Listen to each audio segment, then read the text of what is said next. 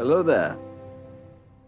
Malgré leur brève apparition dans Star Wars l'ascension de Skywalker, les parents de Rey ont une histoire Star Wars importante, et cela explique beaucoup de choses sur le personnage de Rey. Voici les parents de Rey expliqués, et c'est juste après ça.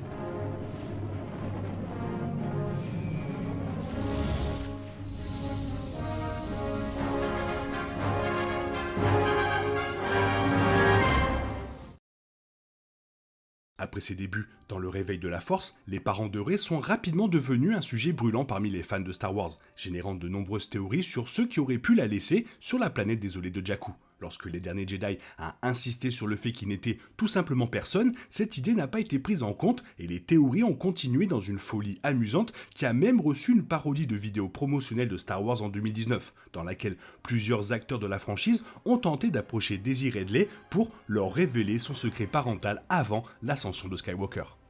La révélation officielle des parents de Rey est enfin arrivée dans le même film, et beaucoup ont été surpris de découvrir qu'il n'était vraiment personne et vivait comme marchand de fourre-tout sur Jakku, mis à part bien sûr un lien intéressant avec l'empereur Palpatine et les Sith. Désormais, d'autres médias s'efforcent de rassembler tous les éléments de leur histoire, dressant le tableau de la vraie vie et de l'enfance de Rey avant les événements de la postlogie. Avec une lignée liée d'une manière ou d'une autre à Palpatine lui-même, voici tout ce que l'on sait sur les parents de Rey, y compris la raison pour laquelle Rey n'est pas réellement la petite fille de Palpatine.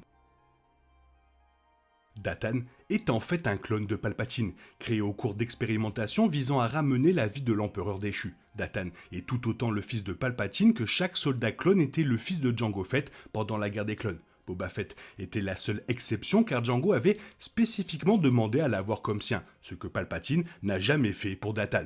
Au lieu de cela, Datan était considéré comme un échec par tout le monde sur Exegol, en raison de son incapacité à manier la force, et il fut en conséquence évité et même appelé l'Abomination. On ne lui a pas donné d'autre nom, il a donc pris le nom de Datan du Siméon qui prenait soin de lui lorsqu'il était sur Exegol, et qui a finalement aidé à faire sortir Datan de la planète lorsqu'il était un garçon.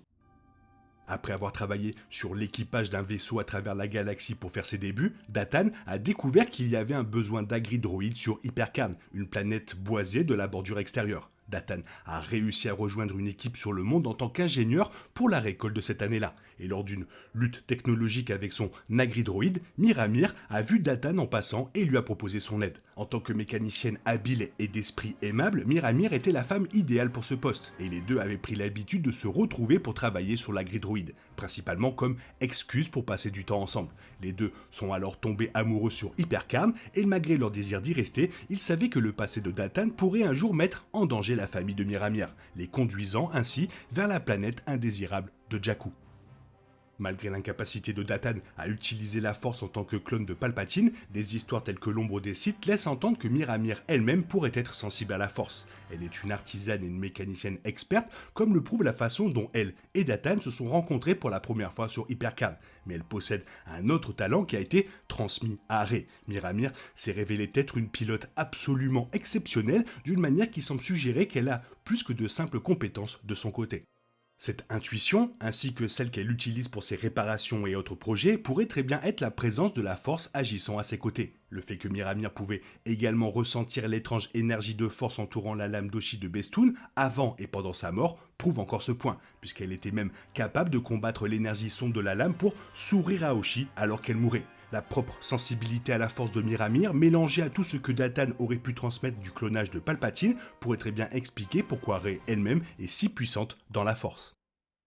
Palpatine a une multitude de raisons de considérer Datan et Miramir comme des nuisibles, notamment ce qui concerne la façon dont sa fierté a été blessée par eux et leur capacité à garder Rey caché pendant si longtemps. Le catalyseur en est la fuite de Datan d'Exegol, une action qui pourrait facilement être considérée comme une faiblesse de la part de Palpatine. Le couple choisissant de vivre une vie simple sur Jakku pourrait être une autre raison pour Palpatine de penser de cette façon. Quant à lui, il poursuivait activement une vie tranquille plutôt que le pouvoir qu'ils auraient pu ou auraient pu avoir si Datan n'avait jamais quitté Exegol.